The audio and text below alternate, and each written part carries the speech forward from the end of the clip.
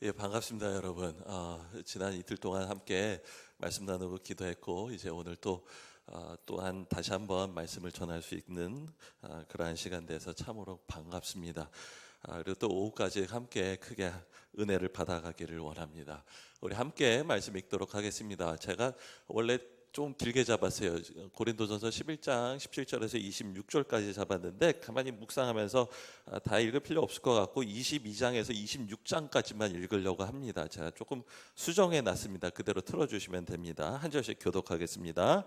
너희가 먹고 마실 집이 없느냐? 너희가 하나님의 교회를 업신여기고 빈궁한 자들을 부끄럽게 하느냐? 내가 너희에게 무슨 말을 하랴? 너희를 칭찬하랴? 이것으로는 칭찬하지 않노라. 내가 너희에게 전한 것은 주께 받은 것이니 곧 주 예수께서 잡히시던 밤에 떡을 가지사 축사하시고 떼어 이르시되 이것은 너희를 위하는 내 몸이니 이것을 행하여 나를 기념하라 하시고 그에 또한 그와 같이 잔을 가지시고 이르시되 이 잔은 내 피로 세운 새 언약이니 이것을 행하여 마실 때마다 나를 기념하라 하셨으니 함께 읽겠습니다. 너희가 이 떡을 먹으며 이 잔을 마실 때마다 주의 죽으심을 그가 오실 때까지 전하는 것이라. 아멘. 여러분 반갑습니다. 이미 인사를 여러 번 했지만 그리고 사실 좀 부끄러워요. 자꾸 이제 목사님께서 열심히 금식했다라는 얘기를 해주시는데 뭐 제가 뭐 자랑할 것도 아니고 사실 부족해서 기도하느라 왔습니다. 그리고 덕분에 전 다이어트해서 날씬해졌어요. 그래서 여러 가지로 좋아요. 근데 그것이 제 어떤 열심이나 헌신이 역사를 이루는 것이 아닌 걸 우린 다 압니다. 그렇죠? 베드로가 안전뱅이를 성전 미궁에서 일으키면서 했던 말이 있어요. 너희가 어찌하여 나의 경건이 이것을 이룬 것처럼 놀라느냐. 예, 그것이 아니라 부활하시고 십자가 지시고 부활하신 예수 그리스도의 이름의 권세로 내가 일으켰다라고 하죠. 이 시간에 그 그리스도의 이름의 권세로 우리에게 크게 역사를 일으키실 것을 믿습니다. 예, 그리고 또 제가 아침에 와서 또 이곳에 오면서 오고 가면서 깜짝깜짝 놀랄 때가 가끔 있어요. 그게 언제냐 하면은 우리 예전에 제가 여기서 2002년부터 2008년까지 있었는데 그러니까 지금부터 한 17년 전부터 제가 한 5년 동안 있었는데 그때 꼬맹이들이 다 컸어요. 예, 그래갖고 못 알아볼 때도 있어요. 보고는 제가 첫날 만난 게 금요일 밤에 왔다가 데보라를 만났는데 누군지 몰라서 안녕하세요 그러면서 잘 부탁드립니다. 근데 나중에 얘기 들으니까 그 데보라인 거예요. 그래서 깜짝 놀라고 그 다음에 몇 명 이렇게 만났는데 볼 때마다 깜짝 놀라요. 꼬맹이인 줄 알았더니 다 컸어요. 예, 방금 전에도 예배드리기 전에 밖에 나갔다가 저 교육부에 어떤 아가씨가 있어서 보고는 인사를 드렸는데 보니까는 또 어느 집 따님이라고. 근데 가만 보니까 그 어머니인 줄 알고 제가 인사를 드렸는데 엄마랑 똑같이 생긴 거예요. 그 옛날에 봤던.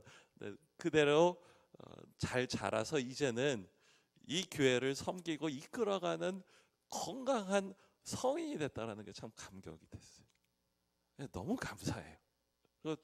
그때 열심히 사역하고 말씀을 전하고 그리고 기도하고 양육했던 것들이 이제 와서는 크게 열매를 맺고 그리고 그래서 그 다음 세대로 가는 그러한 길을 열어주는 아이들이 됐다라는 것이 얼마나 감사한지를 모릅니다. 이거 생각을 해봐요. 베다니가 이제는 성인만도 3대가 되는 교회가 됐어요. 그렇죠. 이민을 오신 첫 세대가 있었는데 그 자녀들이 성인이 됐을 뿐만 아니라 그 자녀들의 자녀들도 이제는 온전하게 장성한 분량에 이르러서 교회를 세우고 그리고 또한 교회를 섬기고 그리고 조금만 기다려 보세요. 이제는 교회를 이끌어가는 사람들이 될 거예요. 예, 그러할 때에 우리의 삶에 의미가 있고 우리가 씨를 뿌리고 수고하고 달려온 것들이 하나하나 헛되지 않다라는 것을 알게 됩니다. 그러므로 인생에 의미를 주시고 인생을 값어치 있게 해주시는 하나님께 참으로 감사를 드립니다. 예, 베다니 아닌 교회는 생각하면 생각할수록 참 많은 생각을 많이 하게 됩니다. 과거에 이곳에 있었던 그 추억들과 얼굴 하나하나가 떠오를 때도 많지만 그와 동시에 우리 그 다음 세대를 보면서 그 아이들을 통해서 하나님이 이 교회를 그리고 또 이 땅 가운데 주실 역사들을 생각을 하면서 참 기도를 많이 하게 됩니다. 그것들이 이루어지게 되기를 바랍니다. 그런데 이 말을 제가 드리는 이유가 있어요. 그 모든 말씀을 드리고 나서 한 가지 생각해요. 그 시작점이 어디서부터 시작된 거죠? 어떻게 이렇게 3대가 4대가 함께 여기까지 오게 됐습니까? 저도 한국에 이제 저희 가족들이 있는데 저희 부모님이 좀 아이를 많이 낳으셨어요. 3명을 낳았어요. 그래서 저희 누님 댁이 있고 저희 형님 댁이 있고 저희가 있고 또 자손들이 있잖아요. 다 모이면 15명이에요. 어디 식당 가면은 그냥 예약을 안 하면 갈 자리도 없어요. 그 시작점이 어디서부터 시작됐죠? 한 남자와 한 여자가 서로를 선택하고 함께 하기로 약속하는 그 시점에서 시작이 됐어요. 작은 만남이 있고 그 만남이 서로 친밀하게 사랑하게 되고, 그리고 그 사랑이 이제는 그냥, 사랑은 사실은 아름다운 것이지만은 그 자체로 놔두면 흔들흔들할 때도 많잖아요. 연애하다가 그냥 잘못하면 헤어지잖아요.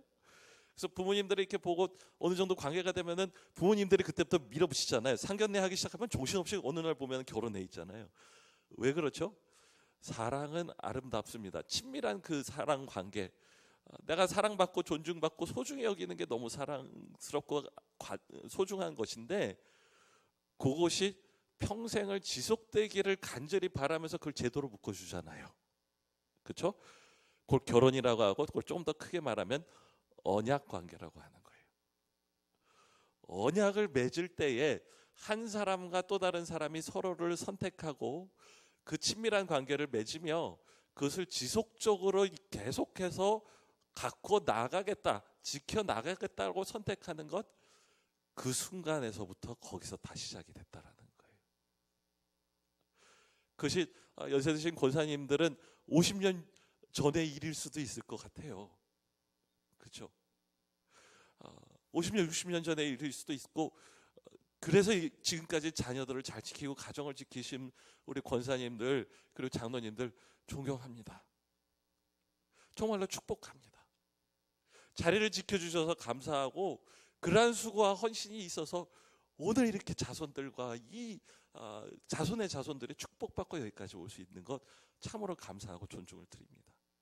그리고 그것을 위해서 기도하고 끊임없이 선택하고 축복해온 그 관계가 얼마나 소중한지를 모르겠습니다. 그것을 제가 말합니다. 언약이라고 하는 거예요. 언약이란 무엇입니까? 간단하게 얘기해 볼게요. 두 가지가 결합된 거예요. 하나는 서로 친밀한 사랑의 관계예요.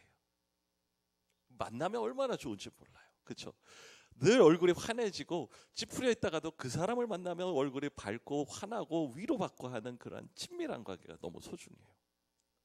그러나 또 한 가지는 그러한 친밀한 관계를 제도적으로 묶어서 결합한 관계예요. 이것이 소중합니다. 만약에 친밀한 관계만 있다고 한다면 언약은 그것보다 훨씬 더 안정적이고 지속적입니다. 그렇기 때문에 소중한 것은, 그래서 더 깊은 관계를 열 수가 있다는 거예요. 내가 오늘 만나서 그 사람이 좋지만 언제 헤어질지 모른다고 한다면 그 사람을 향해서 내 마음을 여는 데 한계가 있을 거예요. 그렇죠? 그러나 이 관계가 끝까지 지속될 것을 알기 때문에 내 마음을 깊이 열고, 그리고 더 깊은 관계를 향해서 나갈 수 있는 헌신을 할 수가 있는 거예요. 우리 교회를 하다 보면은 가끔씩 교회에 이렇게 부교육자들이 자꾸만 이렇게 바뀌는 그런 교회들이 있어요. 그러면 아이들이 새로운 교육자가 오면은 뭐라고 물어보는지 아세요? 전도사님 언제까지 계실 거예요? 이러고 물어볼 때가 있어요. 그러면 전도사님들이 이렇게 참 마음이 아파요. 예. 아이들이 원하는 건 뭐죠? 내가 마음을 열었을 때, 그리고 그렇게 가까운 관계가 됐을 때 그것이 충분히 오랫동안 지속되기를 바라는 거예요. 가정의 관계라는 건 뭡니까? 그리고 교회도 언약 관계인데 교회 관계라는 건 무엇입니까? 우리가 이렇게 서로 사랑하고 아끼는 것이 충분히 오랫동안 지속되기를 바라는 거예요. 그렇죠? 그것이 얼마나 소중한지 모르겠어요. 그와 반대로 생각을 해봐요. 그것은 단순한 제도적 결합보다는 훨씬 더 친밀한 관계입니다. 예전에는 가끔 이런 거 있었죠. 그냥 서로 얼굴도 알지 못하는데 그냥 결혼시켜갖고 강제로 같이 사는 관계도 있었어요. 옛날에. 그렇죠? 뭐 살다 보면 정이 들고 사랑하게 되고 하게 되지만, 그냥 억지로 우리가 같이 있어야 되니까 같이 있을 때 때로는 서로 얼굴 보기가 불편하고 같이 한 침대를 쓰기가 힘든 그러한 관계가 될 때도 있잖아요. 예. 그건 뭐예요? 겉보기에는 하나인 것 같은데 내적으로 서로 사랑하고 서로 친밀함이 없을 때에 그것도 괴로울 수도 있단 말이에요. 언약 관계는 무엇입니까? 단순하게 관계를 지속적으로 묶어 나갈 뿐만 아니라 그 안에서 서로를 향해서 끊임없이 해야 할 일을 하고 그 이상으로 서로에게 마음을 열어가는, 그리고 때로는 그걸 필요한 용서를 하면서 그 관계를 묶어가는 그러한 관계가 얼마나 소중한지를 모릅니다. 그것은 사실은 그 언약 관계는 예수님이 우리에게 보여주신 관계예요. 우리 다시 한번 본문을 읽으면서 24절이 있는데요. 24절을 함께 성경 말씀을 읽도록 하겠습니다. 24절 읽겠습니다. 축사하시고 떼어 이르시되 이것은 너희를 위하는 내 몸이니 이것을 행하여 나를 기념하라 하시고, 이게 뭐예요? 서로를 온전하게 내가 너희를 위해서 내 몸을 내어주신다라고 얘기를 하시는 거예요. 그러면서 그것을 발전시켜서 25절에 그 의미를 설명해 주세요. 25절을 함께 읽도록 하겠습니다. 식후에 또한 그와 같이 잔을 가지시고 이르시되 이 잔은 내 피로 세운 새 언약이니 이것을 행하여 마실 때마다 나를 기념하라 하셨어요. 여기 중요한 말이 나와요. 언약이라는 말이 나오는 거예요. 예수님은 우리를 선택하시고 그리고 우리와의 관계를 영원히, 그 친밀한 사랑의 관계를 영원히 지속하겠다고 선택하신 거예요. 그리고 그것을 위해서 무엇을 하셨습니까? 자기의 몸을 내어주시고 그리고 자기의 피를 내주시는 그 관계를 맺으셨다라는 거예요. 근데 그 선택과 그 관계가 있어서 우리가 인생을 행복하고 만족스럽게 살아갈 수 있는 삶이 된다라는 것을 알게 됩니다. 이걸 좀 이렇게 얘기를 하면 너무 이루어져 있고 좀 복잡하죠. 간단하게 좀 설명을 해볼게요. 언약 관계를 쉽게 4개의 단어로 설명할 수가 있을 것 같아요. 따라해 보시기 바랍니다. 첫 번째는 이것입니다. 따라하십시오. 나는 당신을 선택합니다.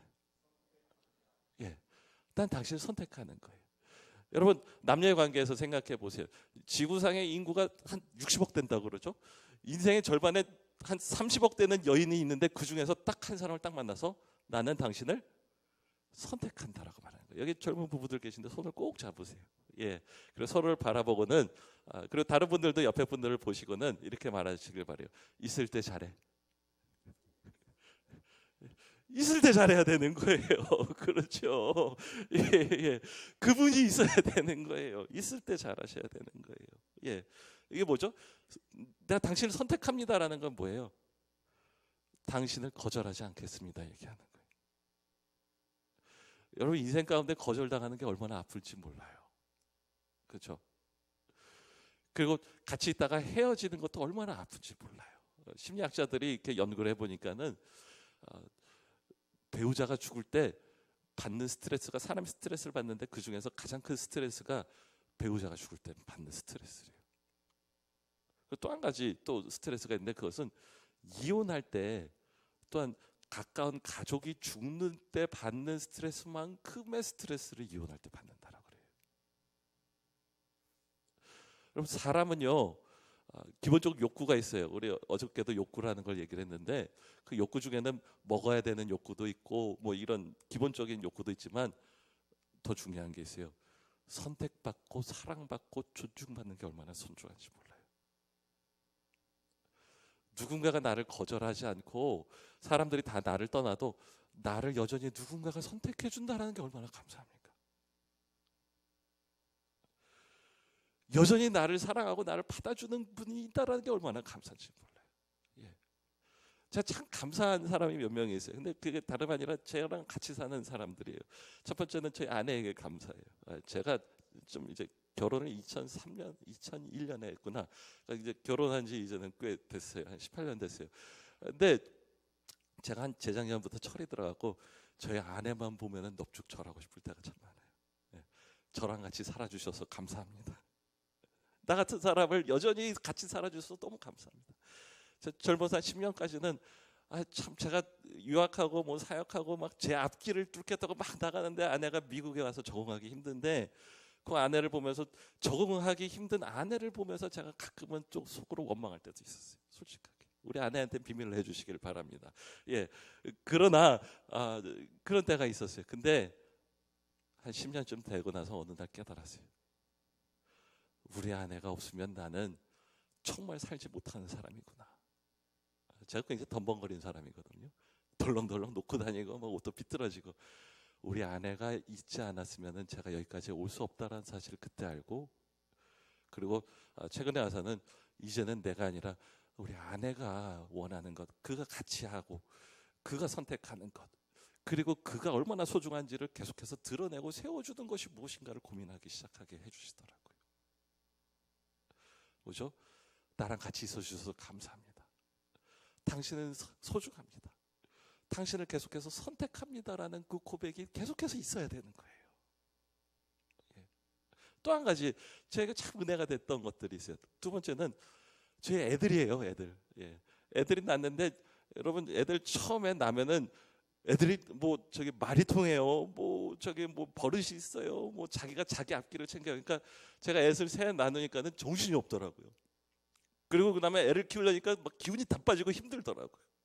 그래갖고 참 죄송합니다. 우리 애들한테 너무 미안하지만 애들한테 참 짜증도 많이 내고 참 많이 혼낼 때도 많았어요. 근데 돌이켜 보면 참 미안한 일을 많이 했어요. 근데 한 가지 애들이 신기한 게 있어요.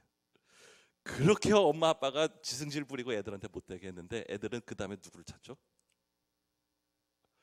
여전히 엄마 아빠를 찾아요. 제가요, 만약에 다른 사람한테 제가 저희 애들한테 하는 것처럼 못되게 막 이렇게 하고 막 화를 내고 승질을 했으면, 지금 보통 관계에서 안 보고 말아, 너가 사람이야 이러고는 저 등 돌렸을 것 같은데, 애들만은 어떻죠? 여전히 아빠 보고 싶고 여전히 사랑한다 그러고. 예. 여기 나와 있으니까 이제 애들이 철이 들어가고 이렇게 전화하거나 카톡으로 이렇게 비디오로 영상하면서 아빠 보고 싶다고, 아빠 조심하라고. 또 우리 막내가 이번에 또 오면서 의미심장한 말이에요. 아빠 내일 미국 가지? 그러면서 전날 밤에 오면서 비장한 얼굴로, 어쩌면 아빠가 비행기 사고가 나면 이번이 오늘이 마지막 보는 날인데 이러는 거예요. 그래서 순간 제가 이게 여행 가는 게 조심해야겠구나 생각이 들더라고요. 그러면서 하는, 아빠를 다시 못 볼지도 몰라서 눈물이 울썩울썩하면서 아빠 보러 왔어 이러는데 제가 마음이 너무 막 이렇게 감격이 오는 거예요. 그래서 제가 얘기했죠. 무사히 올 수 있도록 기도해라. 예. 근데 우리 아이가 하는 말은 뭐죠? 아빠를 너무 사랑하고 소중히 여기고 아빠의 얼굴을 계속해서 보고 싶어요라는 그 선택을 저에게 해주는데, 그게 얼마나 감격스러운지 모르겠는 거예요. 인생의 행복이 어디 있습니까? 인생의 의미가 어디 있습니까? 인생의 나를 지탱해 주는 것이 어디 있습니까?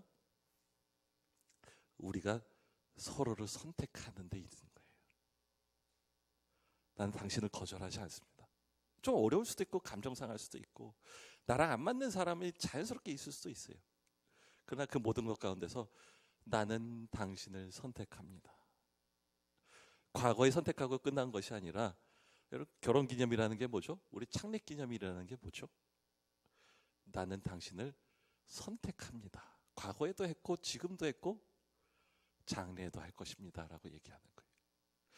제가 이제 가끔씩 주례를 하게 돼요. 주례를 이렇게 부탁을 받으면 우리 주례할 때 마지막에 꼭 하는 것들이 있죠. 이제 웨딩링을 이제 마지막에 이렇게 서로 이렇게 껴주게 되면서, 결혼 반지 있으면 이렇게 보시기 바랍니다. 그러면서 주례자가 표준적으로 하는 말이 두 가지가 있어요. 첫 번째는 이 반지를 보십시오. 이것은 가장 순수한 값진 금속으로 만들었습니다. 이와 같이 여러분의 사랑, 남자와 여자의 사랑이죠. 언약의 사랑이 영원히 순수하기를 바랍니다. 그래야 되는 것입니다라고 얘기를 해요. 그렇죠? 순수하지 않은 게 뭐죠? 선택해놓고는 자꾸만 딴 데 보는 건 순수하지 않은 거예요. 선택했다면 후회하는 게 아닌 거예요.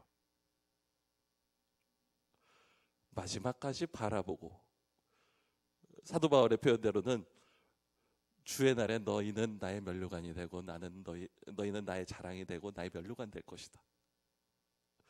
그 날을 바라보면서 오늘을 살아가면서 끊임없이 선택해가는 우리가 돼가는 것이 참으로 소중한 것입니다. 두 번째는 뭐죠? 이 바지가 둥그렇습니다. 그러면서 뭐라고 하죠? 둥그렇다라는 것은 시작도 끝도 없이 영원하다라는 것입니다라는 거예요. 그렇죠? 선택이라는 게 여러분 이게 있어요. 언약 관계가 대비되는 말로 소비자 관계라는 게 있어요. 소비자 관계는 언약 관계랑 어떤 면에서 비슷해요. 그때 착 붙으면은 서로 이해관계가 맞으면 착 붙어서 서로에게 할 일을 하고 되게 친밀하게 지내는 것 같아요. 근데 소비자 관계와 언약 관계가 한 가지 다른 점이 하나가 있어요. 그것은 뭐냐면 소비자 관계는 저놈이 내가 갖고 원하는 걸 갖고 있어서 맺은 관계예요. 그러니까 자기 중심적이고 자기 만족적 관계예요. 상대방이 내가 원하는 걸 갖고 있어서 그걸 제공해 주니까 관계를 맺은 거예요. 그럼 그게 소비자 관계와 언약 관계가 비슷해 보이지만 다른 게 하나가 있어요. 소비자 관계는 조건적으로 만났기 때문에 이 사람보다 더 좋은 거를 제공해 주는 사람 만나면 얼마든지 관계를 끊고 이쪽으로 갈 수 있어요. 위약금 물어야 되는데 얼마든지 메고 글로 가겠어요. 얘기할 수도 있는 거예요. 핸드폰 갈아타듯이. 근데 우리가요 현대를 살아가면서 문제가 뭐가 있는지 아십니까? 현대 사회는 이 자본주의 사회고 소비자 사회라서 이게 더 좋다, 이거 더 좋다, 더 좋은 걸 가지면 더 행복해진다. 지금 내가 맺고 있는 것보다 더 좋은 관계를 맺어서 더 행복해질 수도 있어라는 것을 끊임없이 판촉하는 것에 익숙해져서 살았어요. 그래서 그게 이런 핸드폰이면은 그게 괜찮은데 아니면 뭐 집에서 렌트하는 걸 계약을 다시 재맺는 것이라면 상관이 없는데 그것이 아니라 언약 관계까지 소비자 관계를 가지고 들어오는 사람들이 너무나 많아지는 거예요. 거기서부터 문제가 생기기 시작하는 거예요. 언약 관계, 지속적으로 선택하고 영원히 지속할 순수한 관계라고 생각하는 것을 자꾸만 소비자처럼 생각하고 상대방을 판단하고 사러 마로, 사내 만에, 끝내 안 끝내 이거를 계속해서 고민하는 우리가 될 수도 있다는 거예요. 여러분 그것을 착각이라고 하는 거예요. 따라하시기 바랍니다. 나는 당신을 선택합니다. 예, 한 번이 아니라 지금부터 영원까지. 내 가정인 거예요. 나의 교회인 것이에요. 그 온전하게 나와 맺은 이 언약 관계를 끊임없이 선택하는 우리가 되기를 간절히 바랍니다. 예수님이 하신 게 그게 아니에요. 그렇죠?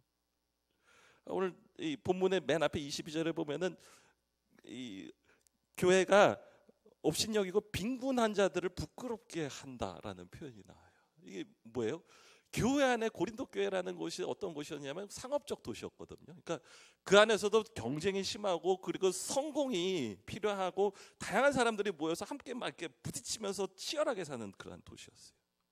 서바이벌이 중요하고 명예가 중요하고 성공이 중요한 가치관으로 있는 사회였어요. 그런데 그것이 교회 안에 들어와서 어떤 일이 일어나는 겁니까? 그러니까 교회 안에서 잘 살고 잘 나가는 사람 같으면 그 사람들끼리 뭉치고 또 그 사람들 주변으로 사람들이 모여드는데 그래서 별 볼 일 없는 것 같고 빈곤한 것 같고 별로 이득이 안 되는 것 같은 사람들이 있을 때 뭐 하는 거예요? 자꾸만 이 사람 따돌리는 거예요. 심지어 어디까지 가냐면은 함께 식탁 교제라고 함께 성찬을 해야 되는데 따로 성찬을 하는 데까지 가버리는 거예요. 예수님은 가장 비천하고 별 볼 일 없고 아무런 가치가 없는 우리를 사랑하여서 자기 몸을 내주시고 자기 피를 흘려주셨어요. 그리고 나의 피로 맺는 새 언약이다라고 얘기해 주셨어요. 우리가 예수님과 만날 때 우리가 뭐가 그렇게 대단한 게 있어서 예수님은 그렇게 우리를 사랑하셨습니까? 깨어지고 갈 곳 없고 가난하고 방황하고 앞길이 막막하고 내세울 거 없는 우리를 사랑하셔서 가장 소중한 자로 선택하여 주시고 우리에게 자신을 내어주신 주님,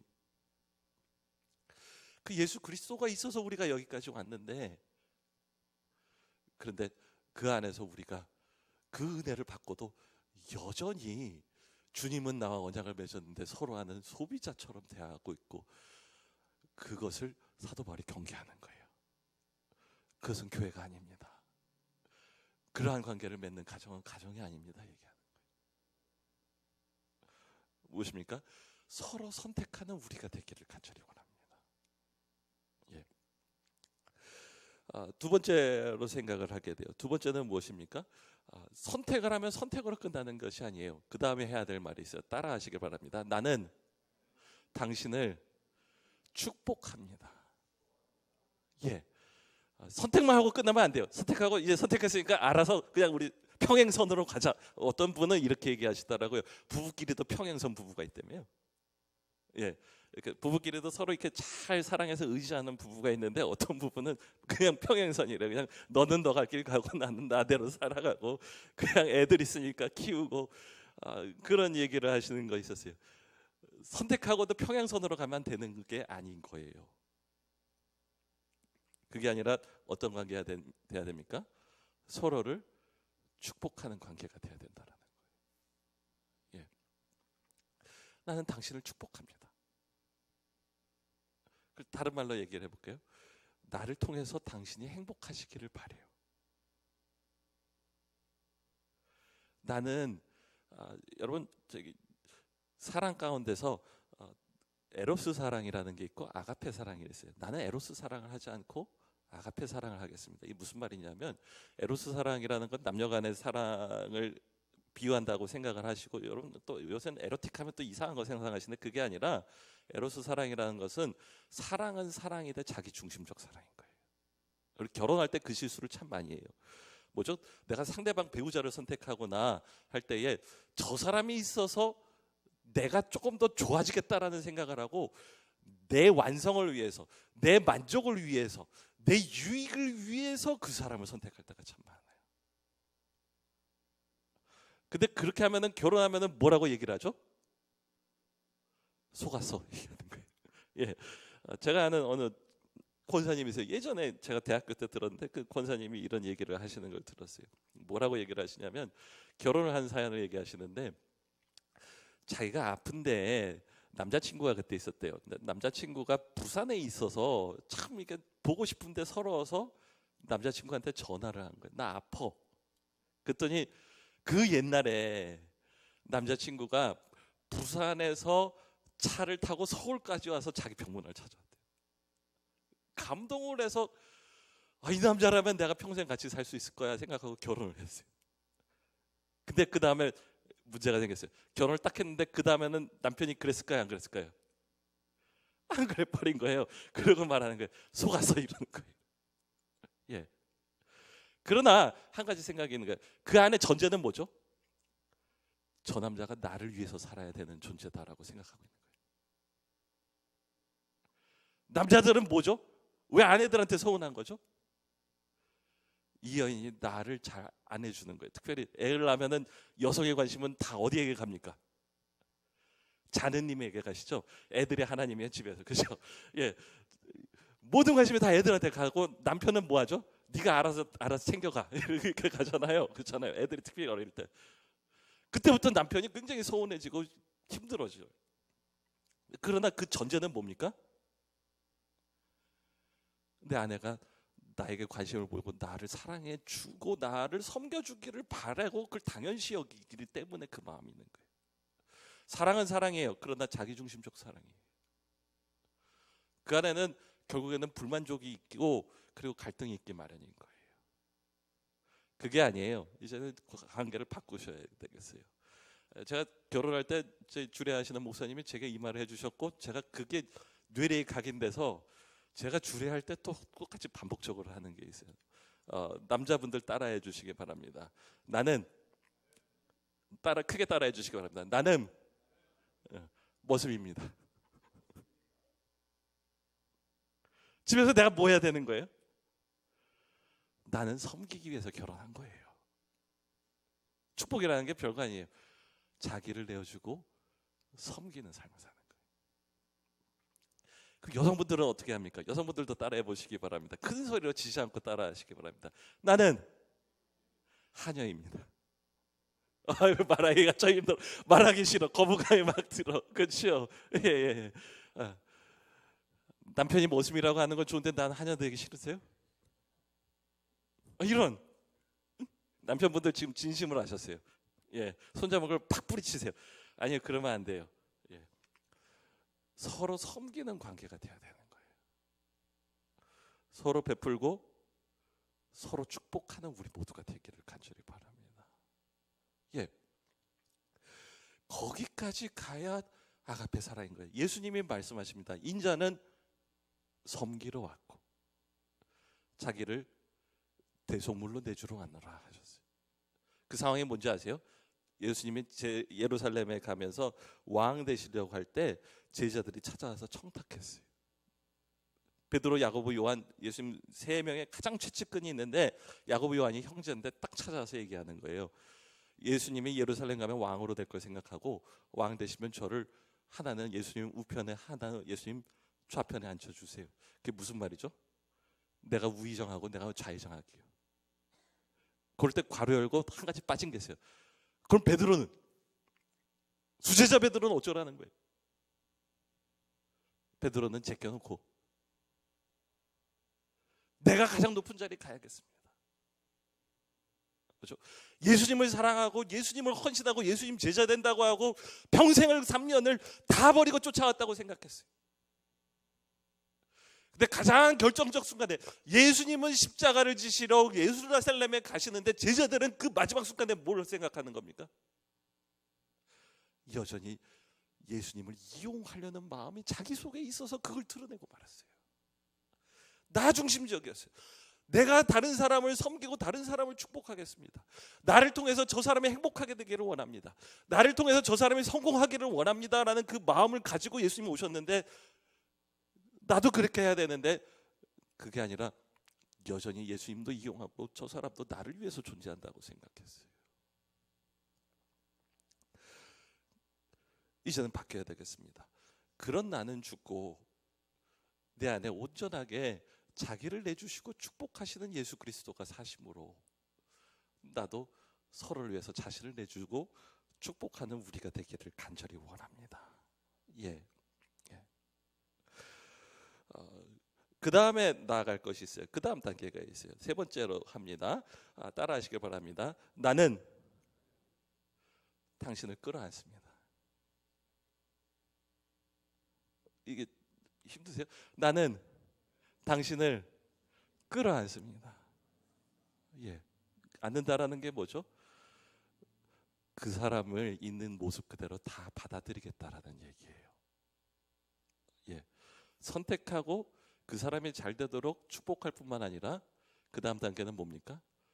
그 사람이 있는 그대로를 다 받아들이겠습니다. 여러분, 좋을 때는 끌어안는 게 좋지, 그렇죠? 예. 그러나 서로 확 하고 싸웠어요. 할 말 못할 말 막 했어요. 부부간에 막 찔렀어요. 여자는 남자의 자존심을 보통 확 끌어내리죠. 남자도 막 이렇게 막 상처 주는 말을 막 하죠. 앉으려고.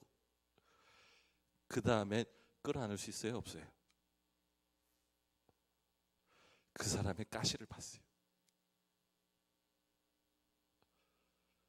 그 사람의 아프게 하는 그 모양을 봤어요. 죄성을 봤어요. 그 사람의 단점과 그 사람의 문제를 봤어요. 근데 어떻게 해야 됩니까? 그를 끌어안는 게 너무 아프고 쓰리지만 그 다음에 어디까지 가야 되는 거예요? 기꺼이 끌어안는 게 아프죠. 도망가고 싶고 싫고 각방 쓰고 싶죠. 보면은 피해가고 싶죠. 이쪽에 오는 거 보면 이렇게 돌아서 이쪽으로 가고 그러고 싶죠. 그럼 뭐 하는 겁니까? 가서 그를 끌어안을 수 있는 우리가 되는 거예요. 왜 그렇습니까? 예수님 그렇게 하셨잖아요. 예수님 제자를 사랑하실 때 끝까지 사랑하셨잖아요. 그럼 가만히 생각해봐요. 그걸 끌어안지 않으면 어떻게 할 거예요? 냉랭하게 그냥 갈 건가? 그것 또한 불행한 거 아니겠습니까? 여러분 끌어안아야 되는데 너무 힘들다고 끌어안지 않으면 어떻게 되는지 아세요? 더 불행하고 겉으로는 멀쩡해 보이는데 속으로 더 차갑고 더 외롭고 더 비참한 삶을 살게 돼요. 부부끼리 싸웠어요. 막 하고 화를 쏟아냈어요. 화해를 못했어요. 기회를 놓치면 어떻게 되죠? 그 다음에는 냉전을 하시게 되죠. 그렇죠. 그래서 어떤 부분 얘기 들었어요. 6개월을 말을 안 했습니다. 이런 부분들 내가 들은 적이 있어요. 그래서 행복합니까? 그렇지 않은 거예요. 언약 관계, 그와 함께하는 관계라면 용기를 내서 상처를 치료하고 그 사람을 치료하며 그 사람의 있는 모습을 그대로 끌어안는 우리가 되기를 간절히 바래요. 여러분, 언약 관계를 우리는 처음에 이렇게 미국 애들 보면은 결혼할 때 또 사랑 고백할 때 이런 표현을 해요. You complete me. 당신이 있어서 내가 완전해집니다. 예. 어떤 면에서는 참 이기적이에요. 그러나 그 말에 또 진실이 있어요. 오래 살다 보면 결혼이라는 게 자기 행복을 위해서 사는 겁니까? 자기의 연단을 위해서 있는 겁니까? 어떤 면에서 하나님 결혼을 주신 것은 우리로 결혼해서 기분 좋게 하시는 게 아니라 우리를 다듬어주고 조각하여서 온전하고 아름다운 성숙한 모습으로 성장하게 해주는 데 있는 거예요. 나의 배우자는 예수님의 손에 예수님이라는 아름다운 조각가, 명조각가의 손에 달려있는 끌과 같은 존재예요. 그와 부딪히면서 나를 아프게 하기도 해요. 나를 힘들게 하기도 하고 남들에게 보여주고 싶지 않은 나의 단점을 바로 알고 그걸 지적하기도 해요. 그걸 감출 길이 없어요. 그리고 어떤 면에서 교회에서도 마찬가지예요. 우리가 가까이 지내고 성도의 삶을 잘하면 할수록 서로의 단점이 보이고 서로의 약점과 서로의 문제점들을 보이기 시작하고 그것들이 감출 수 없을 때들이 있을 거예요. 그럴 때 생각하세요. 그는 예수님이 나를 조각하기 위해서 사용하는 끌이에요. 아름다운 원재료가 있고 아름다운 대리석이 있을 때 그것을 가지고 그 안에 있는 하나님이 만들고 싶은 아름다운 형상을 만들기 위해서는 불필요하고 잘못되고 거추장스럽고 거칠은 부분을 떼내고 갈아내는 과정이 필요한 거예요. 하나님 왜 우리에게 이렇게 갈등을 하십니까? 결혼생활 행복할 줄 알았는데 왜 이렇게 힘든 점들이 있죠? 교회 안에서 성도들 간에 왜 마찰이 있을 수도 있는 거죠? 이 모든 것이 지나고 난 후에 우리를 아름다운 형상으로 아름다운 하나님의 조각이 되게 하기 위해서 우리를 그렇게 만들어 가신다라는 것을 아시기를 바랍니다. 예. 그러므로 마지막으로 나아가게 됩니다. 마지막 부분이 있습니다. 함께 따라 보시기 바랍니다. 나는 당신에게 선물합니다. 예. 뭘 선물할까요? 나 자신을 선물하는 거예요. 자기 자신을 내주는 삶으로 나아가는 거예요. 예수님을 생각하게 돼요. 예수님 우리에게 하신 것이 뭐죠? 궁극적으로 우리를 선택하시고 우리를 축복하셨어요. 예수님 만나는 사람들마다 삶이 변하고 치유받고 회복되고 막 좋아졌어요. 그 다음에 어떻게 하죠? 그 다음에 예수님이 제자로 부르시면서 우리를 끌어안고 같이 가자고 하세요. 그러면서 우리를 참 많이 깎아내리세요. 그리고 마지막에 예수님 하신 일은 뭡니까? 공생의 끝에 십자가에서 자기의 생명을 우리에게 내주셨어요. 그를 사랑하고 그를 선택하고 그를 축복하고 그리고 온전하게 그와 하나 되기 위해서 예수님은 자기를 죽이는 길을 선택하셨어요. 그 선물이라 그래요. 나는 나의 모든 걸 하나도 아끼지 않고 당신에게 내어드립니다. 아깝지 않나요? 아까울 수도 있어요. 내가 왜? 그런 생각 당연히 드실 수도 있을 거예요. 아니에요. 그가 너무나 소중하기 때문에 하나님이 그를 사랑하시고 그리스도께서 자신을 그에게 내주셨으니 이미 그는 내가 나를 내줄 만한 가치를 충분히 가지고 있는 사람인 거예요. 하나님이 자기 아들을 주신 사람인데 내가 뭐 나를 주는 게 뭐 그렇게 대단하겠어요. 그는 이미 가장 소중한 그리스도를 소유하고 있는 자인데 내가 나를 내주는 것이 왜 그것이 큰 문제가 되겠습니까?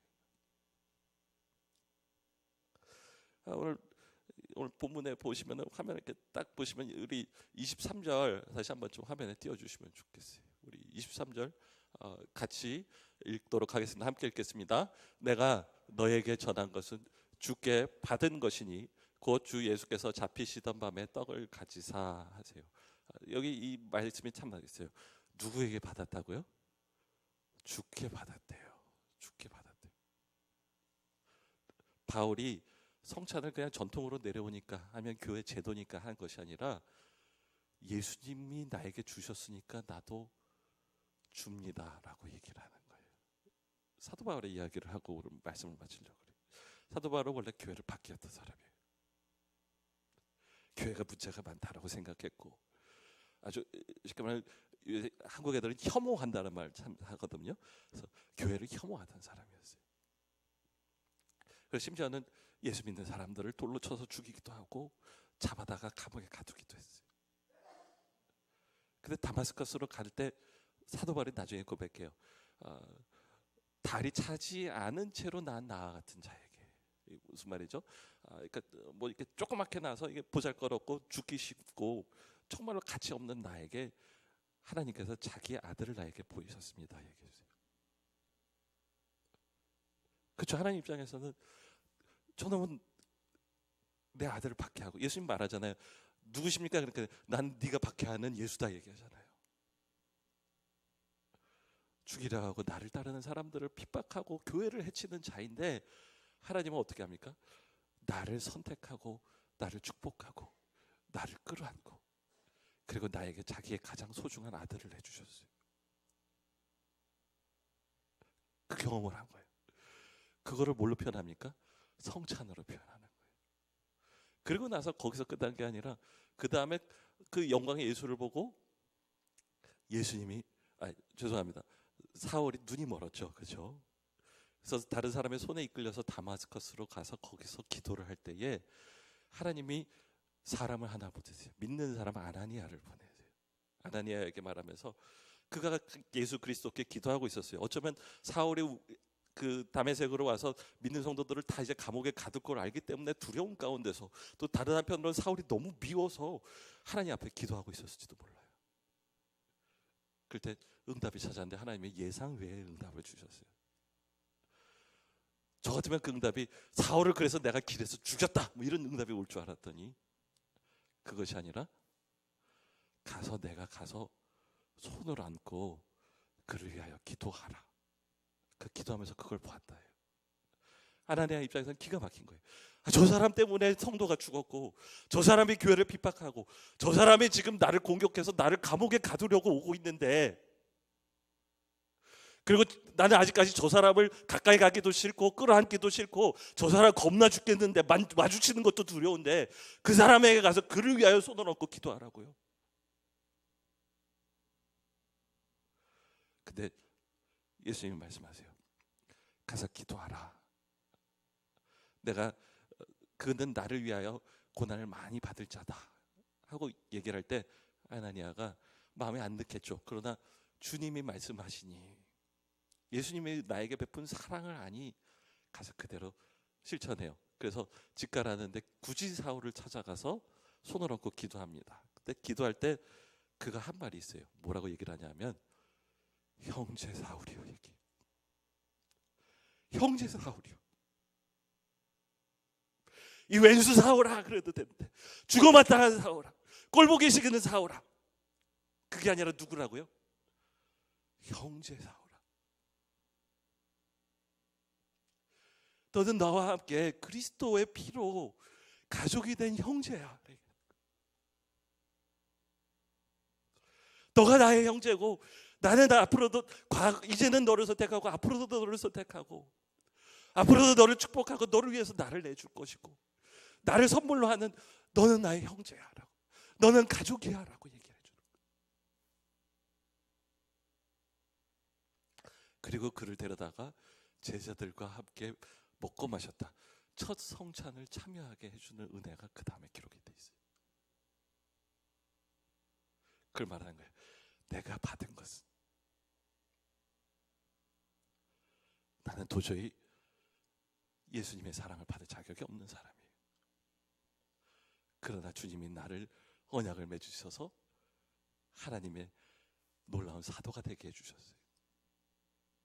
그와 더불어 교회가, 내가 핍박하던 그가 나를 선택하고 사랑해서 나에게 손을 대고 나를 끌어안고 그리고 나를 형제라고 불러줬어요. 그리고 그래서 함께 식탁을 교제하고 함께 나누는 우리 하나가 되었습니다. 여러분, 식사라는 것은 참으로 효과적인 것입니다. 함께 밥 먹을 때는 자기의 연약함을 상대방에게 다 드러내고 서로 하나가 되는 행위를 하는 거예요. 그러나 그렇기 때문에 식사라는 것은 가장 위험한 것입니다. 그래서 우리 어떻게 하죠? 먹고 싶지 않은 사람과는 식사하기를 거절하잖아요. 그러나 이제는 사도 바울은 말합니다. 나는 언약을 맺었습니다. 우리는 따로따로 식사하는 자가 아니라 다 함께 서로 끌어안고 함께 식사하는 자가 됩니다. 나의 형제고 나의 자매며 우리는 한 가족이기 때문입니다. 베다니 한인교회 여러분, 우리는 다 한 가족입니다. 우리는 언약을 맺은 관계입니다. 우리는 서로 고백해야겠습니다. 나는 당신을 선택합니다. 나는 당신을 축복합니다. 나는 당신을 끌어안겠습니다. 그리고 나는 나 자신을 당신에게 내어줍니다. 그럴 때에 우리는 서로를 통해서 그리스도의 사랑을 온전히 누리는 사람들이 될 것입니다. 우리 기도하겠습니다.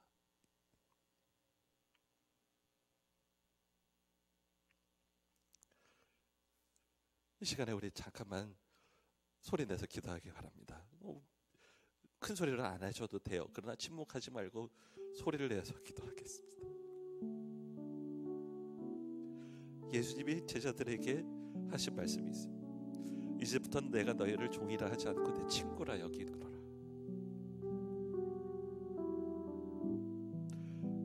별 볼 일 없는 제자들을 놓고 너희는 나의 친구라. 그리고 그 친구들을 위해서 자기 몸을 내주셨어요. 첫 번째 기도는 하나님 그 언약을 잊어버리지 않겠습니다. 그 언약을 기억하겠습니다. 그 언약 가운데 거하겠습니다. 예수님의 사랑이 내 안에 지금 가득 채워지게 하여 주세요. 보잘것없고 내세울 것이 없고 자랑할 것이 없고 가난하고 연약하고 병든 나지만 나를 사랑하시는 예수 그리스도, 나를 친구라고 부르시며 나를 섬기고 나를 내주신 예수 그리스도를 다시 한번 받아들입니다. 내 안에 주님께서 충만히 계시옵소서. 자기 기도가 자기 귀에 들릴 정도로 최소한 또 부르짖고 싶으시면 부르짖어도 괜찮습니다. 이 시간에 소리내서 함께 기도하겠습니다. 하나님 아버지, 이 시간에 주님 앞에 나가서 기도합니다. 하나님 아버지, 나를 예수 그리스도의 형제라고 불러주시는 그 크신 은혜에 대해서 감사와 영광을 돌립니다. 하나님 아버지, 나를 하나님 온전하게 나와 언약을 맺어주시고 자기를 내어주시며 나를 선택하시고 그리고 축복하시고 그리고 나를 끌어안으시고 자기를 베풀어 주시는 그리스도의 사랑이 하나님 아버지 내 안에 충만하게 되기를 간절히 원합니다. 하나님 아버지, 세상에 다른 것을 어떤 것을 선택해도 그것이 되지 않을 때 온전하게 예수 그리스도께서는 자신을 내어주심으로 내 안에 거하시며 나와 연합하시며 내가 주 안에 거하게 하시고 주가 내 안에 거하게 하시며 주님의 사랑이 우리 안에 충만하게 하여 주시는 그 은혜를 감사하는 드립니다. 그 사랑이 너무나 커서 하나님 아버지 한 번 선택하시고 영원히 우리를 선택하심으로 어떠한 일 가운데서도 우리를 마지막까지 주님의 자녀 되게 하시고 주님의 형제 되게 하여 주시고 주님의 형제자매 되게 하여 주시고 하나님 아버지 온전하게 언약을 맺어주시는 주님께 감사와 영광을 돌리기 그 언약을 내가 누리며 그 언약으로 풍성하게 되는 우리가 되기를 간절히 원합니다. 그대로 살아서 역사하여 주시옵소서. 인도하여 주시기를 간절히 원합니다. 주께서 더욱더 함께하여 주시옵소서. 이 시간에 우리 한 번만 더 기도하도록 하겠습니다. 기도할 때 이번에는 옆 사람 손을 꼭 잡으시고요. 그리고 또 머릿속에 어쩌면 성령이 떠오르게 하시는 한 사람이 있을지도 모르겠어요. 그 사람을 놓고 하나님, 나도 그와 언약을 맺고 그를 계속해서 선택하겠습니다. 그를 선택하고 그를 축복하고 그를 끌어안고 그리고 나 자신을 그에게 내어주는 삶으로 나아가겠습니다. 이 시간에 다시 한번 자기 기도가 들릴 수 있도록 소리 내어서 합심해서 기도하겠습니다. 하나님 아버지, 이 시간에 주님 앞에 나아가서 기도합니다. 하나님 아버지, 하나님께 하여 주시고 내가 나를 위해서 사는 것이 아니라 이제는 나를 위해서 살아가신 예수 위해서 살게 하시고, 더불어서 이제는 나를 위해서 사는 것이 아니라 내 이웃을, 나의 원수를 사랑하며 그를 위하여 나를 내어주는 삶으로 나아가겠사오니 주 하나님 아버지 불쌍히 여겨주시고 예수님의 보혈로 나의 죄를 사하여 주시기를 간절히 기도를 드립니다. 주 하나님 아버지 우리를 긍휼히 여겨주시며 하나님 아버지 온전하게 인도하여 주시기를 간절히 원합니다. 이 아버지 서로를 선택하며 그를 선택하고 그를 끌어안겠습니다. 내 입술은 그를 저주하고 그를 정죄하고 그를 멀리하는 말이 아니라 축복하는 말로 바뀌고 그를 위해서 기도하는 자가 되겠습니다. 하나님 아버지 나의 손은 그를 끌어안고 하나님 아버지 그의 가시마저도 하나님 아버지 기쁨으로 받아들일 줄 아는 내가 되기를 간절히 원합니다. 하나님 아버지 내가 할 수 없사오니 내 안에 계신 그 예수 그리스도께서 사셔서 그 일을 행하시옵소서.